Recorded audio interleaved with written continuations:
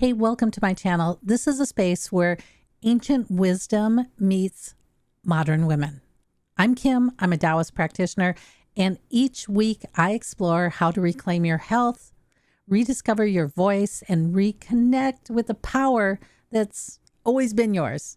So your body holds a map, the Tao shows a way, and your voice, well, it's time for her to write her next chapter. So through the lens of classical East Asian medicine and ancient texts like The Art of War and the forgotten language of your own body, we'll dive deep into what it really means to transform, not by force, but by flow. And if you've been doing the inner work, but you still feel like something's missing, you're not broken, you're just remembering.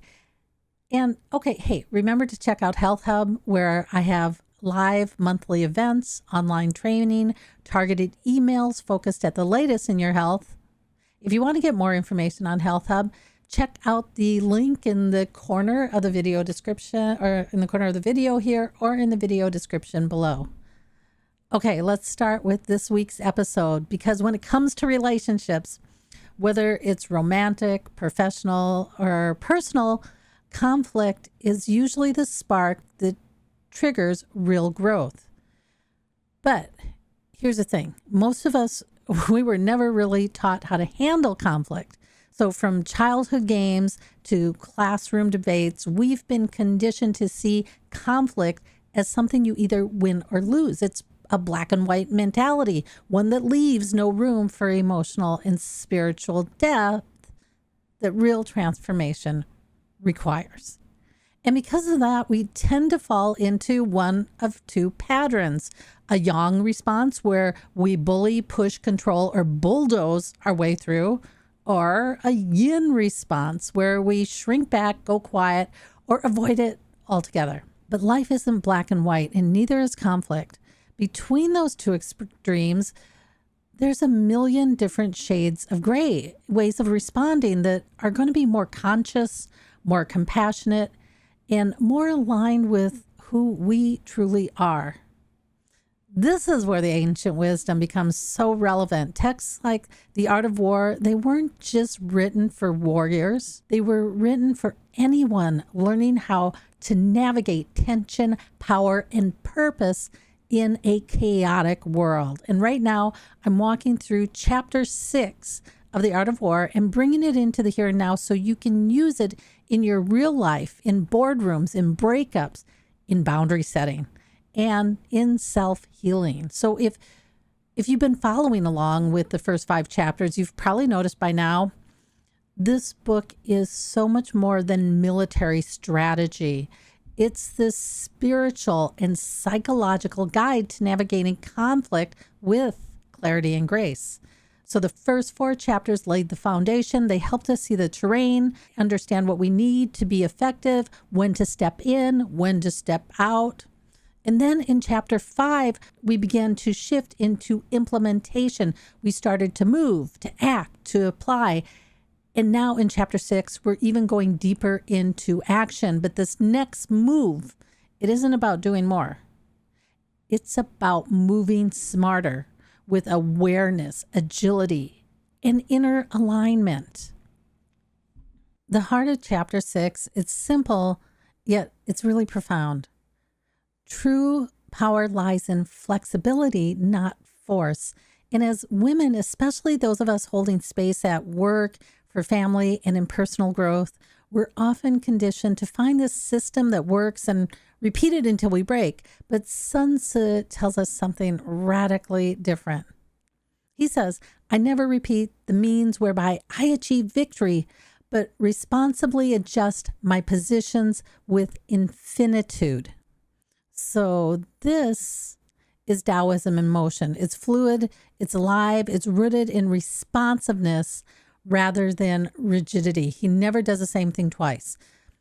So in real life, many of us cling to what once worked, right? It could be a parenting strategy. It could be a communication pattern, a way that we held boundaries, all of that in the past. And yet When we repeat the same actions, expecting the same results, we often find ourselves stuck or disconnected from the present moment.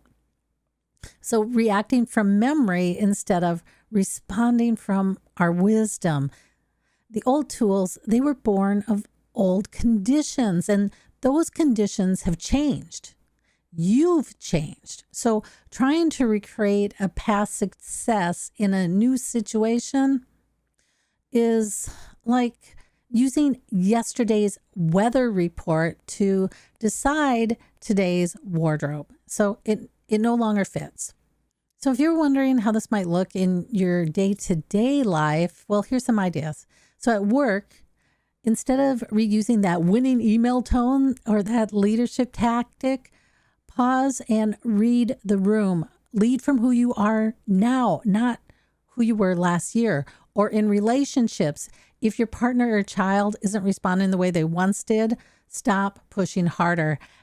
Ask what's really changed and adapt your presence, not your pressure. And when it comes to self-growth, spiritual practices need evolution. So maybe your old routine worked during a crisis, but now you're in a different season. So adjust, recenter. So conflict isn't the enemy. We get stuck when we stop listening, when we react instead of responding.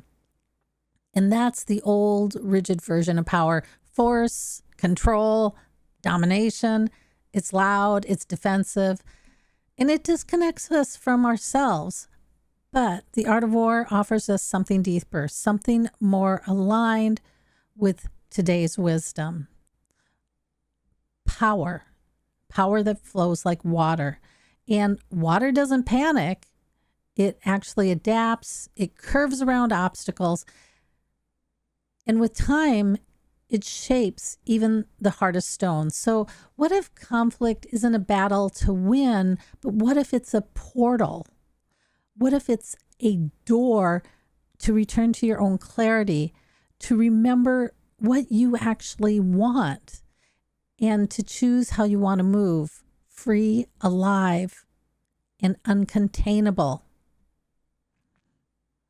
So being uncontainable doesn't mean that you bulldoze through. It means that you refuse to shrink.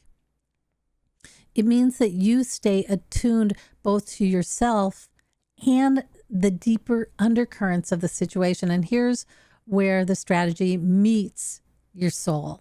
So Sun Tzu laid out 9 types of conflict or attack, and each with its own terrain, its own risk, and its own outcomes. So staying uncontainable requires that you pause and act and ask, what kind of conflict am I in right now? Is this a direct confrontation? Or is this a slow erosion of boundaries? Or maybe it's an emotional ambush masquerading as concern. And then what kind of pain is underneath this? What's driving them and what's being triggered in me? Because not all battles look the same, and not all paths to peace are comfortable. Sometimes reclaiming your voice means sitting in discomfort. It means not fixing or pleasing or retreating. It means learning to hold your center even when your old patterns are begging you to fold.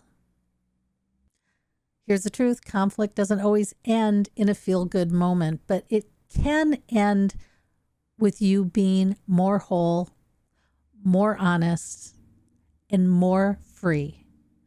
So let go of the blueprint. Let go of the old rules of engagement.